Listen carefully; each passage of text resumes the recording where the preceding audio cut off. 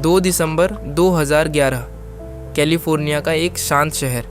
एक बुजुर्ग आदमी बैंक ऑफ अमेरिका से बाहर निकलता है। सिर पर बेसबॉल कैप, हाथ में एक छोटा सा डे प्लानर और दूसरे हाथ में कैश से भरा बैग। वो बिल्कुल सामान्य दिखाई देता है, जैसे कोई रिटायर्ड आदमी अपनी पेंशन निकालकर घर लौट रहा हो। लेकिन बैंक से मुश्किल से 30 कदम दूर पहुंचते ही अचानक उसके हाथ का बैग जोरदार धमाके के साथ फट जाता है। लाल रंग का धुआं और ढाई हवा में फैल जाती है। वो आदमी घबराकर बैग फेंक देता है और फिर पहली बार ऐसा कुछ करता है जो उसने पिछले 2 सालों में कभी नहीं किया था। वो पूरी ताकत से दौड़ने लगता है। यही 3 सेकंड FBI की पूरी जांच की दिशा बदल देते हैं, क्योंकि जिस आदमी को पूरी दुनिया 70 साल का बूढ़ा समझ रही थी, वो इस तरह दौड़ ही नहीं सकता था। यहीं से शुरू होती है अमेरिका के सबसे रहस्यमयी बैंक लुटेरों में से एक की कहानी। एक ऐसा अपराधी जिसने लगातार 16 बैंक लूटे, हर बार कैमरे में साफ दिखाई दिया, लेकिन फिर भी कभी पकड़ा नहीं गया।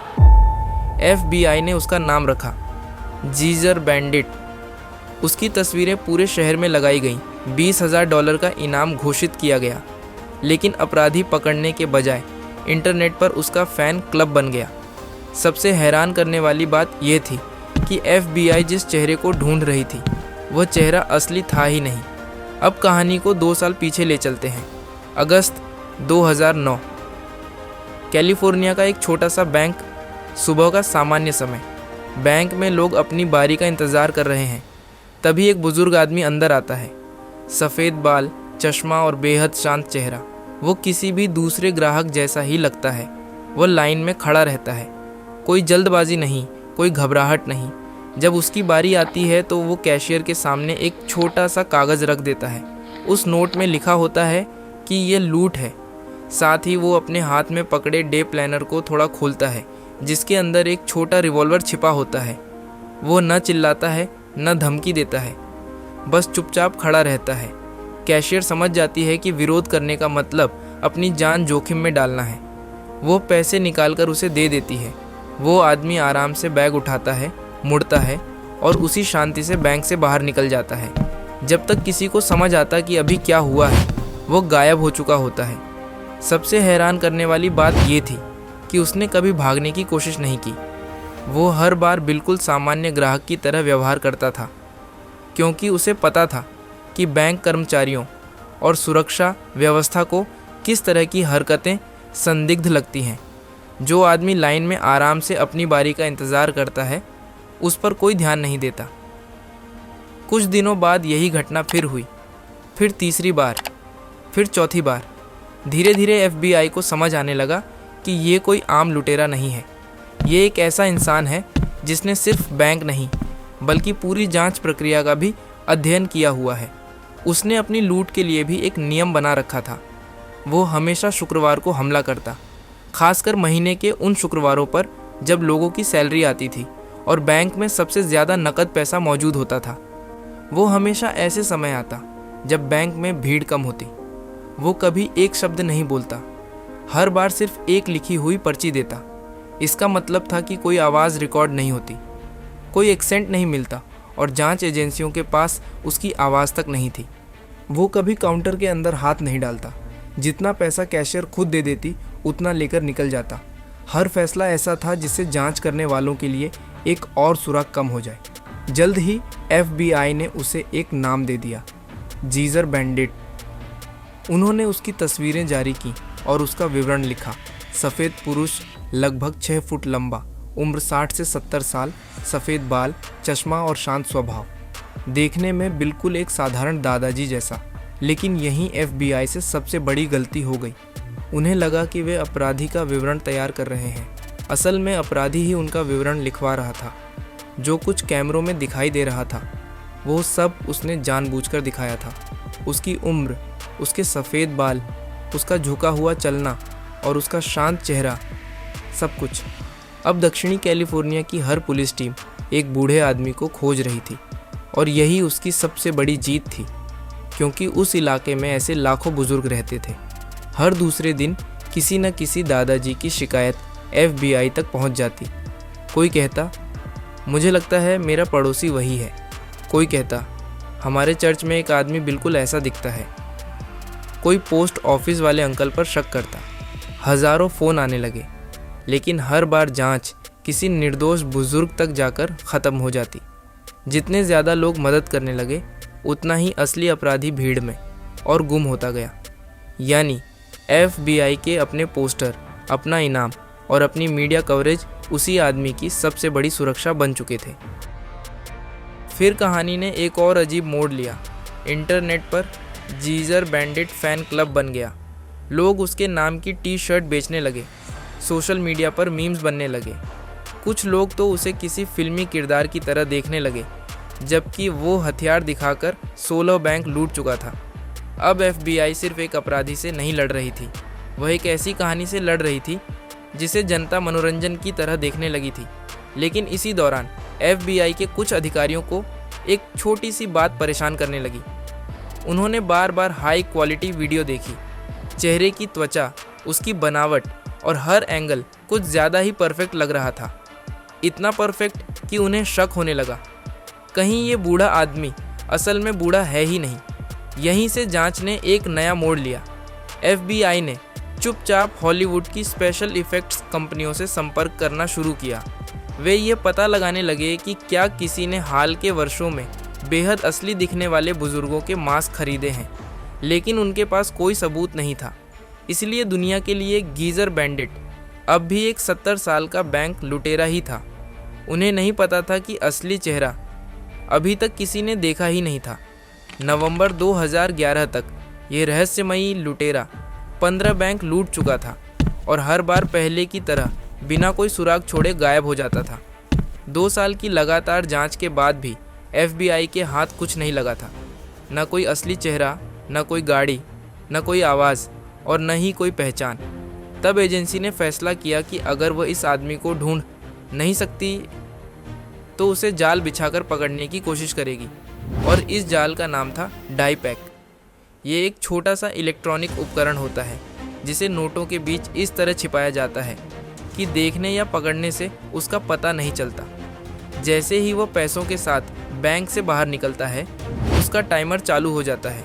कुछ सेकंड बाद वो फटता है, लाल रंग का धुआं फैलाता है और नोटों को बेकार बना देता है। 2 दिसंबर 2011 को कैलिफोर्निया के सैन लुइस ओबिस्पो में वही बुजुर्ग आदमी एक और बैंक में दाखिल हुआ। सब कुछ पहले जैसा था। वो लाइन में खड़ा हुआ, कैशियर के सामने पहुंचा, अपनी लिखी हुई पर्ची आगे बढ़ाई और डे प्लानर के अंदर छिपा छोटा रिवॉल्वर दिखाया। कैशियर ने बिना विरोध किए पैसे उसके बैग में रख दिए। उसे पता भी नहीं था कि उन्हीं नोटों के बीच FBI का सबसे बड़ा दांव छिपा हुआ है। वो आदमी आराम से बैंक से बाहर निकला, लगभग 30 कदम चला और फिर अचानक पूरा बैग लाल रंग के धुएं से फट पड़ा। उसने तुरंत बैग ज़मीन पर फेंक दिया और घबराकर पूरी ताकत से भागने लगा। यही वो पल था जिसने 2 साल पुरानी पूरी जांच को उलट दिया। CCTV फुटेज को जब FBI ने बार बार देखा तो उन्हें एक ऐसी चीज़ दिखाई दी जो पहले कभी नहीं दिखी थी। जिस तेज़ी से वो आदमी ज़मीन से उठा, जिस रफ्तार से वो दौड़ा और जिस तरह उसने कुछ ही सेकंड में दूरी बना ली, वो किसी 70 साल के इंसान के बस की बात नहीं थी। एजेंसी के विशेषज्ञों ने साफ कहा कि ये शरीर किसी बुजुर्ग का नहीं हो सकता। इसका मतलब था कि पिछले 2 सालों से जिस चेहरे को पूरी दुनिया देख रही थी, वो असली चेहरा था ही नहीं। अब जांच पूरी तरह बदल चुकी थी। FBI को अपने पुराने शक याद आए, वही शक जिसने उन्हें महीनों पहले हॉलीवुड के मेकअप स्टूडियो तक पहुंचा दिया था।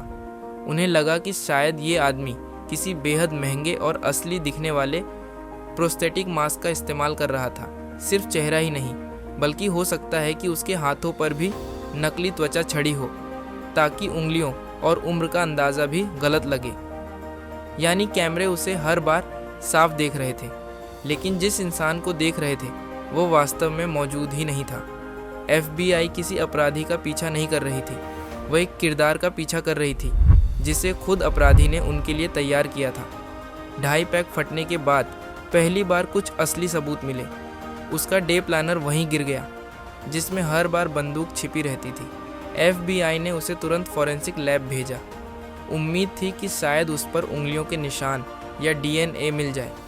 कुछ गवाहों ने यह भी बताया कि उन्होंने एक सफ़ेद BMW को तेज़ी से वहाँ से निकलते देखा था। पहली बार ऐसा लगा कि 2 साल बाद जांच सही दिशा में बढ़ रही है, लेकिन कुछ ही दिनों में सारी उम्मीदें फिर टूट गईं। डे प्लानर से ऐसा कोई सबूत नहीं मिला जो किसी व्यक्ति तक पहुंच सके। BMW का सुराग भी कभी पक्का साबित नहीं हुआ। DNA मौजूद था, लेकिन वो किसी रिकॉर्ड से मैच नहीं हुआ। जिस आदमी ने 2 साल तक हर गलती से बचकर काम किया था, उसने आखिरी दिन भी अपने बारे में लगभग कुछ नहीं छोड़ा। धीरे धीरे FBI को एक कड़वी सच्चाई स्वीकार करनी पड़ी। वे अब उस आदमी की उम्र नहीं जानते थे, उसका असली चेहरा नहीं जानते थे, उसकी असली लंबाई, शरीर, बाल, यहाँ तक कि वे ये भी निश्चित रूप से नहीं कह सकते थे कि वह पुरुष ही था।